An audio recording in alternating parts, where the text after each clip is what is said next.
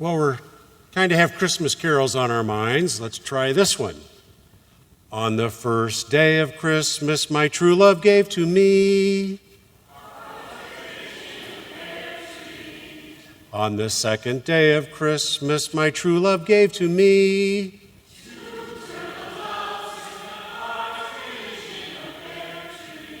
Okay, what does this mean?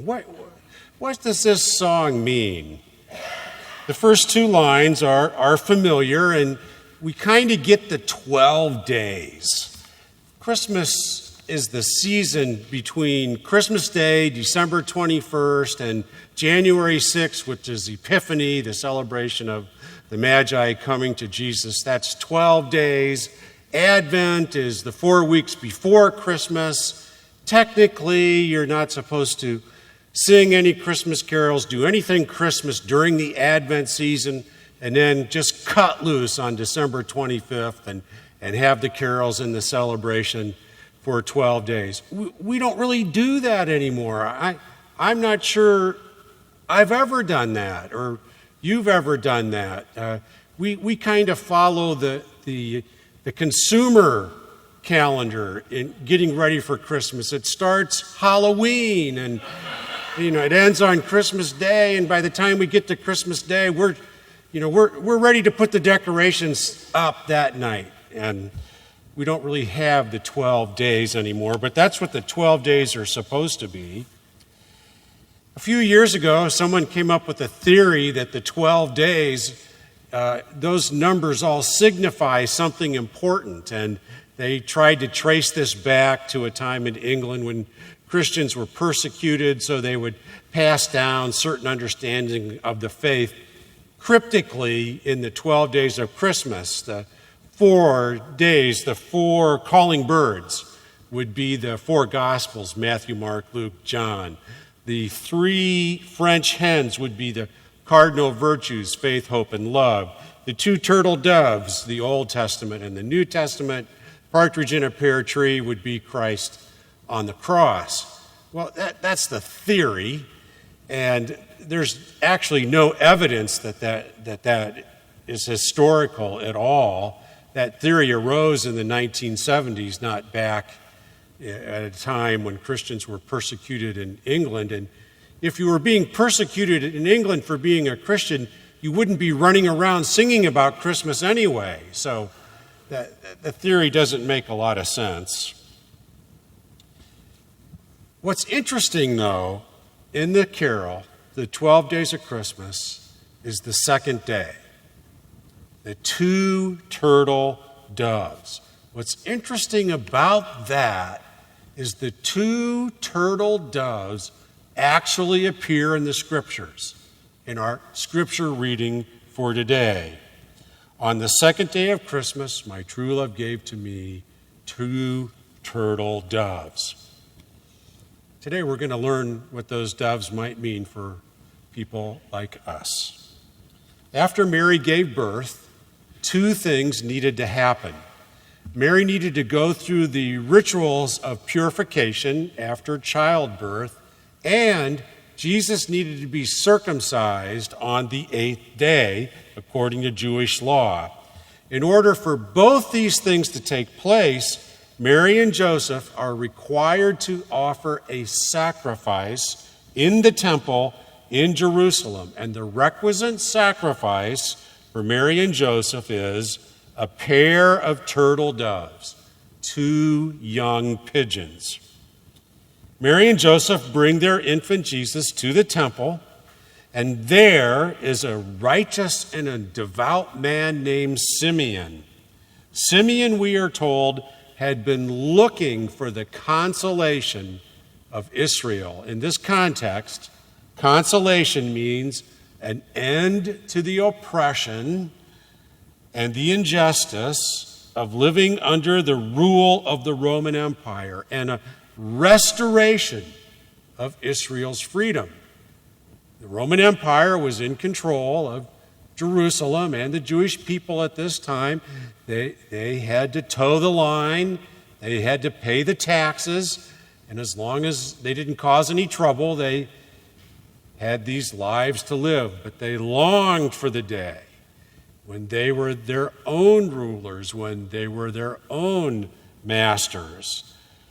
This is what Simeon is waiting for, the coming of a Messiah who will bring freedom to the people of Israel. And it had been revealed to him that he will not die until he sees the Messiah, the Christ, with his own eyes. However, Simeon has become an old man while he's waiting. This did not happen quickly. Now, this is a Rembrandt, and Rembrandt sought to paint authentic biblical portraits and scenes. And so what Rembrandt would do was find a Jewish person in his area, in his community, and paint that person as if they were as they were living now, contemporary, although that character from the Bible. So this is a contemporary Simeon from Rembrandt's time. We are not like Simeon. Know the name of this flower? Impatience. And this is us. We are impatient people.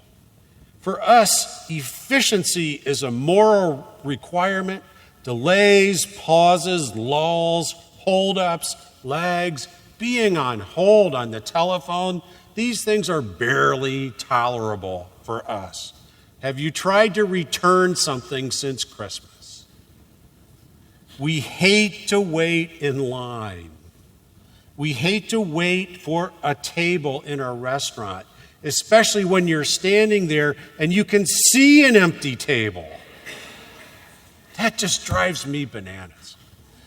We hate to wait in the return line at the store or the checkout at the grocery store. If there's more than 2 or 3 in line at the Kroger, I'm looking for the manager.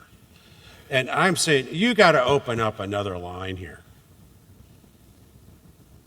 And we take this impatience and retransfer this to the most important relationship in our lives, including our relationship with God. We are basically impatient people. Simeon shows us how to wait. Something happened with Simeon while he was waiting to see the Messiah. Something was happening within him.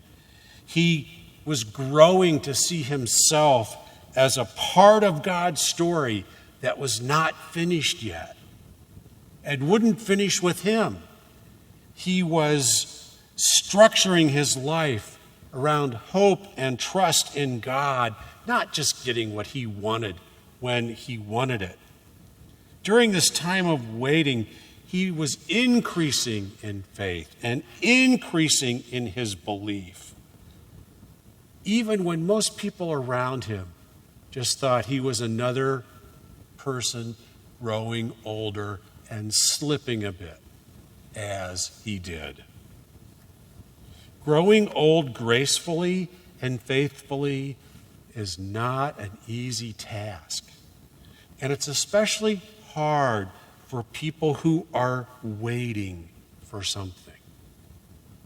Waiting for something to happen in their lives. Waiting for something to happen in our larger life.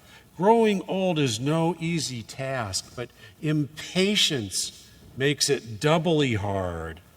Simeon shows us that waiting is another word for faith. Can you believe it? 2020. A new year, and with it, a new decade. But this roll of time is not about growing old. This roll of time is not about finally getting what we want. This roll of time is really about one thing that's more important, and that is growing in faith. Another year to grow in faith. Another decade to grow in faith. You may not receive in 2020 what you've been waiting for. You may not get in 2020 your dreams fulfilled and your hopes come true. But that is not the measure of the success of the year. What matters is what happens within you, to your faith and your trust in God. I've been playing around with a theme for our church for the year 2020, and I'm just playing around with it. It's only in my head right now, but here it is, 2020 vision. You know, if you go to the doctor and you have 2020 vision, what's that mean? It means you have pretty good eyesight. It takes me 3 sets of glasses to have 2020 vision. You know, I have glasses for here, and I have glasses for medium, and I have glasses for far away. And if I don't have the right glasses on, you don't want to be around when I'm driving. 2020 vision, I'm sure everybody's got this theme where it's about seeing things, seeing into the future correctly and seeing what's there. And I wonder in 2020 if we all shouldn't sort of covenant together and find a way to discern where God is leading us as a community of faith and what God is calling us to do, because things certainly are different now and our culture is much different now, and it requires us to be especially attentive to God's direction and guidance, because God's got all this work that needs to be done, and we're just waiting for people to join in, and we want to be those people.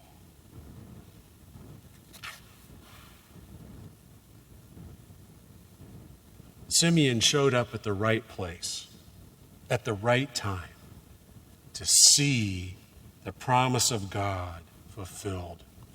That's what I want to do. Simeon received the infant Jesus into his arms.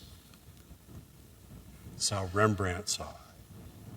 What a lovely gesture of intimacy and trust on the part of parents. Boy, we didn't like handing our children to anybody we didn't know. But they handed Jesus to him. He took that baby. Now, Master, you are dismissing your servant in peace, according to your word. For my eyes have seen your salvation, which you have prepared in the presence of all peoples, a light to the Gentiles, and for the glory of your people, Israel. In Jesus, Simeon perceives the salvation of God. In Jesus, Simeon perceives that God is acting, that God is on the move, that God is on the move in Jesus. He perceives that God will act through Jesus to forgive the people, to challenge the powers that be, to transform the world. And that's what Jesus is doing in our midst as well. Those very things. Forgiving the people, challenging the powers that be, transforming the world. Simeon's not the only older person there to perceive all these things about Jesus. There's also Anna, who is a prophetess. She's devout and righteous, and make no mistake about it, women were at the very core of leadership in the company of Jesus' followers. Anna's 84 years old. Make no mistake about it. You didn't have to be young. in order to be in leadership. Anna's 84. She's been waiting for the Messiah a long time too. And when she sees Jesus, she praises God and speaks to all about the redemption of Israel. Now, what about these 2 turtle doves? In the temple, Mary and Joseph offer 2 turtle doves as a sacrifice because the Jewish law requires it. What the law actually says is that the offering should be a lamb. A lamb in its first year, young lamb, and then a turtle dove as a sin offering. But the law has a caveat. If you cannot afford a lamb, 2 turtle doves will do. Because Mary and Joseph are poor, because they don't really have the means, their sacrifice is 2 turtle doves. Why are they concerned even about this offering? Why do they believe it's important to follow the Jewish law? Because this is what faithful people do. At this time, this is what faithful people do to act upon their long-term commitment to God and to God's family. Mary and Joseph want their firstborn son to grow up in the tradition of Simeon and Anna. They want their firstborn son to grow up in the family of faith. They want their firstborn son to grow up in the context of a long-term commitment to God and God's people.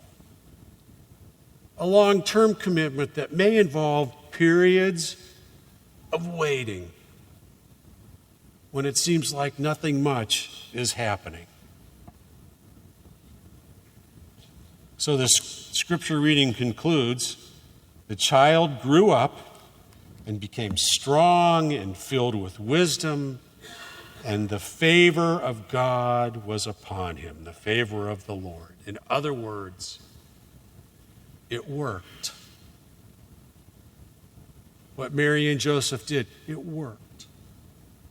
Their commitment to a long-term commitment, their commitment to have their child grow up in the context of a long-term commitment, their commitment to be faithful followers and to do the things that were asked of them, it worked.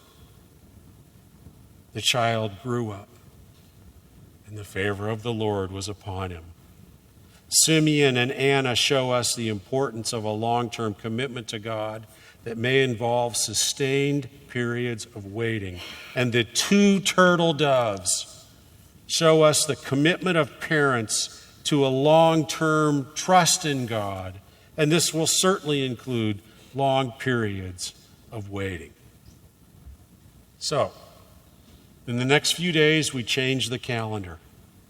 The new year comes around, the new decade comes around, and it's not just about getting what we want.